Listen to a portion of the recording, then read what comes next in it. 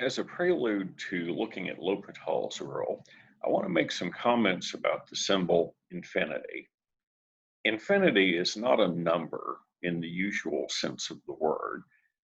A number has a specific location on the number line. If I tell you that I want to think about pi, there is a specific point on the number line that we can locate, which is associated with pi, but infinity is not like that. If you try to pretend that it is, you get into some terrible trouble. If you pretend that the infinity symbol is just a number that you can manipulate like any other number, something real bad happens. Think about what 1 over infinity would have to be if infinity were a number. Presumably that would be not negative, but infinity would be bigger than 10, so 1 over infinity would be less than 1/10. Infinity's bigger than a million, so 1 over infinity would have to be less than 1/1,000,000th. And continuing in that line of reasoning, 1 over infinity would have to be a number that's not negative and yet is smaller than any positive number. 1 over infinity, if it were going to mean anything, would have to be 0. By exactly the same line of reasoning, 2 over infinity would have to be 0 also.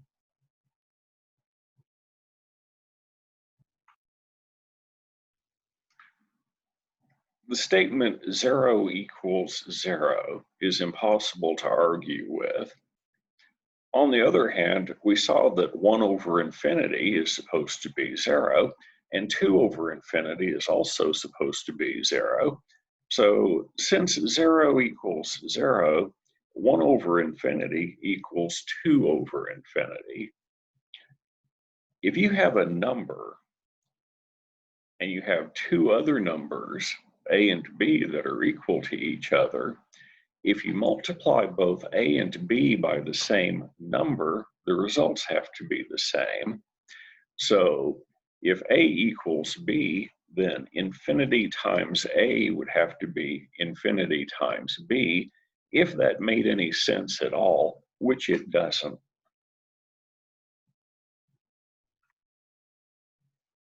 So going back to our statement that 1 over infinity and 2 over infinity are the same number, 0 presumably, if infinity were a number, you could multiply both sides of that formula by infinity and use ordinary algebra to cancel the infinite symbols out, and you would find out that 1 equals 2.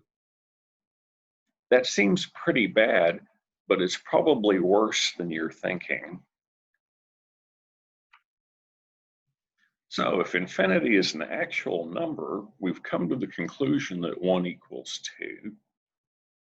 Subtract 1 from both sides of that, and you'll find out that it must be true that 0 equals 1, and this is very bad. Suppose x is a number, any number, then x is equal to 1 times x. That's the defining characteristic of the number 1. On the other hand, since we figured out that 1 and 0 are the same thing, since x is equal to 1 times x, x is also equal to 0 times x. But 0 times a number is 0. So we started with this idea that x is a number, any number. If we say that infinity is itself just a number, the conclusion that we come to is if you give me any number whatsoever, it equals 0.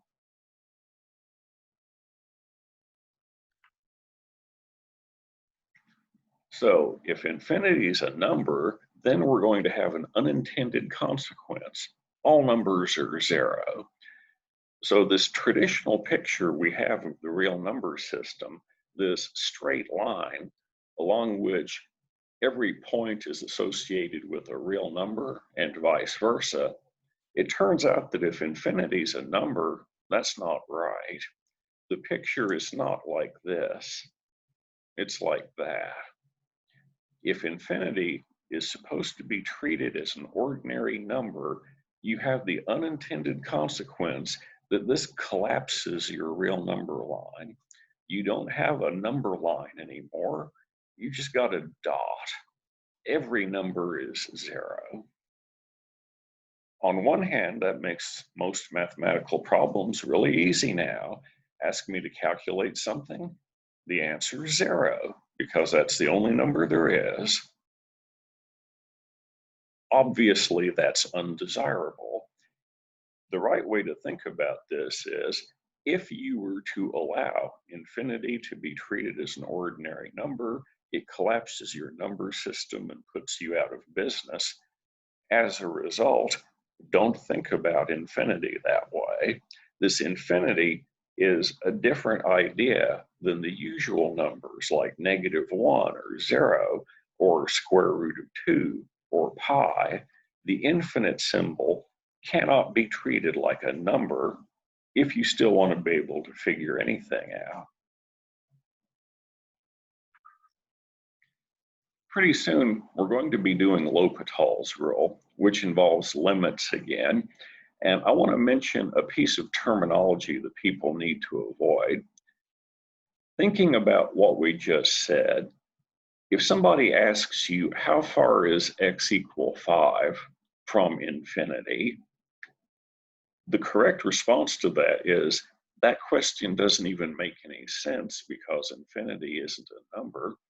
Most people would kind of knee-jerk and say, well, infinity is infinitely big, so it's infinitely far away from x equal 5, which is a terrible way to even think about the thing.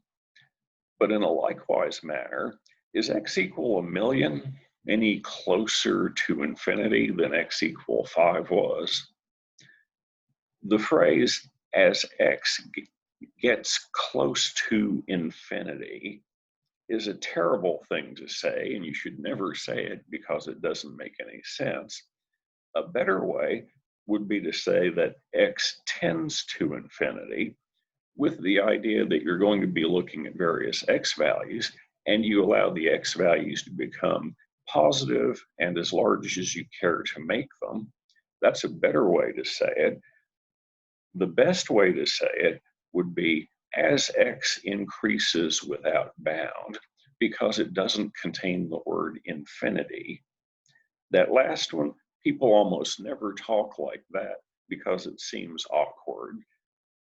So avoid saying x gets close to infinity. At the very least, say x tends to infinity, which is still wrong, but it's less wrong than the first version is. And to end this short little video, I want to mention that since infinity is not a number, you can't stick it into algebra formulas. If you ever write down something like 3 times infinity plus 1 divided by 2 times infinity minus 5, what you've written down is nonsense. It doesn't mean anything, so never do that.